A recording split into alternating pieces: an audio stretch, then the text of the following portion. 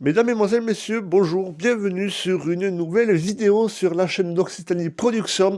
C'est Ray et aujourd'hui on se retrouve pour une vidéo rugby, mais différente que d'habitude, car on ne va pas parler de rugby à 15 comme je fais d'habitude lors des dernières vidéos que j'ai faites sur ce sujet, mais on va parler de rugby à 13.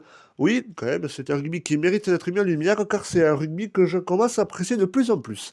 Bref, et aujourd'hui on va parler d'une histoire méconnue de ce sport, oui, pardon, c'est la France Rugby League de Jacques Fourou. Alors déjà, remettons-nous dans le contexte.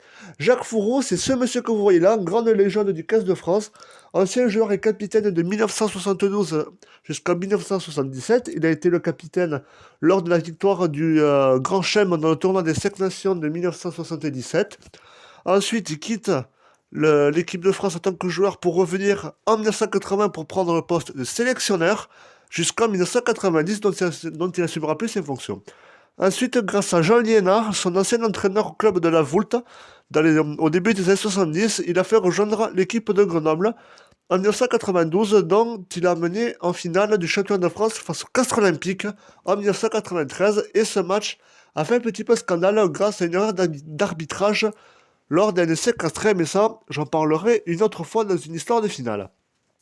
Alors Jacques Fourou, il quitte le rugby à 15, enfin, il tourne le dos à sa famille du rugby à 15, donc il démissionne de ses fonctions de sélectionneur en 90, mais aussi son poste de vice-président, car à l'époque, il était aussi un peu, on peut dire aussi, le bras droit de monsieur Albert Ferras, le président de la Fédération française de rugby à 15 à l'époque. Donc voilà, le contexte, on l'a mis, et maintenant on va passer à la suite de cette vidéo. Alors, mesdames, mesdemoiselles, messieurs, la France Rugby League, mais qu'est-ce que c'est? Alors déjà, c'est du rugby à 13, sa création est de 1900, et a été créée en 1995, mais qui disparaît un an après, en 1996. Alors déjà, c'est une catégorie nationale. Après, la périodicité, ça devait être tous les ans. Alors, il y a eu 8 franchises en 1995 et 6 en 96, c'est-à-dire 8 équipes à 95 et ça diminuait à 96, pardon. Et le statut, ce sont des semi-professionnels. Voilà. Alors, les tenants du titre de son championnat, c'est l'équipe Toulouse et Midi-Pyrénées. Et l'équipe la plus titrée, ben, je vous lis dans le mille, c'est Toulouse Midi-Pyrénées. Elle a été quand même créée par Jacques Fourou, comme j'ai dit tout à l'heure. Alors, je redis quand même ce que j'ai dit. Au début des années 80, Jacques Fourou et la Fédération française entretiennent des relations conflictuelles, et surtout depuis que l'FC Grenoble, dont il était le manager, était privé de bouclier de Brennus, en perdant la finale à la suite d'un essai non valable accordé sur une erreur d'arbitrage.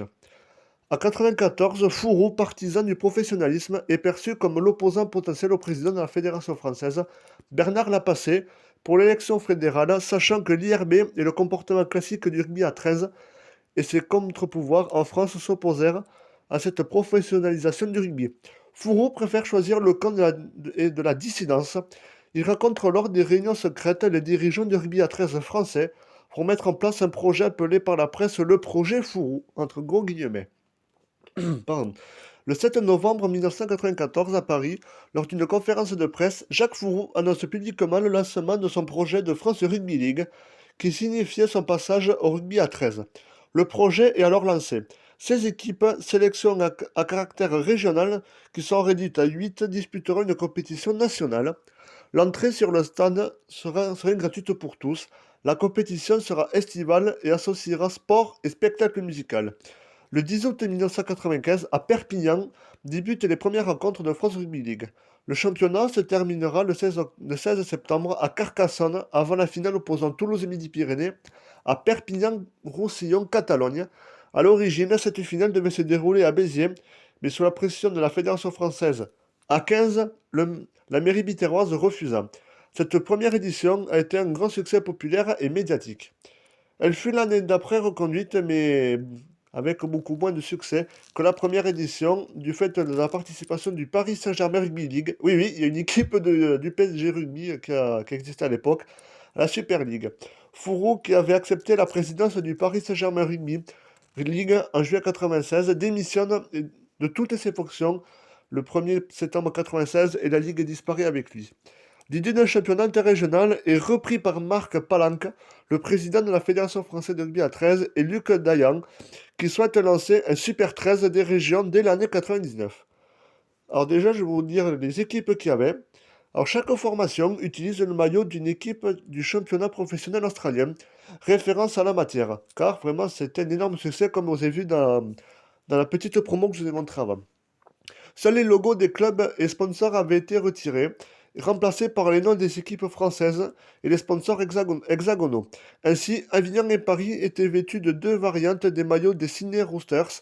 Bordeaux évolue avec le maillot des North Sydney Bears, Toulouse avec celui des South Queensland Crushers, Carcassonne revêtait le maillot des Brisbane Broncos, Perpignan celui des Penrith Panthers, Marseille portait un maillot semblable à celui des Balmain Tigers, et enfin, Lyon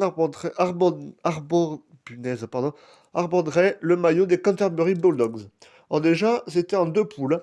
Poule A, il y avait Marseille Méditerranée, Paris Île-de-France, Perpignan Roussillon Catalogne et Toulouse Midi-Pyrénées. Et en poule B, Avignon Provence, Bordeaux Aquitaine, Carcassonne Aude Languedoc et Lyon Rhône-Alpes. Voilà, alors après pour les résultats de la phase finale, on va vous dire franchement le classement final des poules. Alors pour la poule A, Toulouse a fini premier, en deuxième Perpignan, troisième Paris et en quatrième position Marseille. En poule B, Carcassonne a fini premier, Lyon deuxième, troisième Avignon et Bordeaux quatrième. Alors résultat des demi-finales.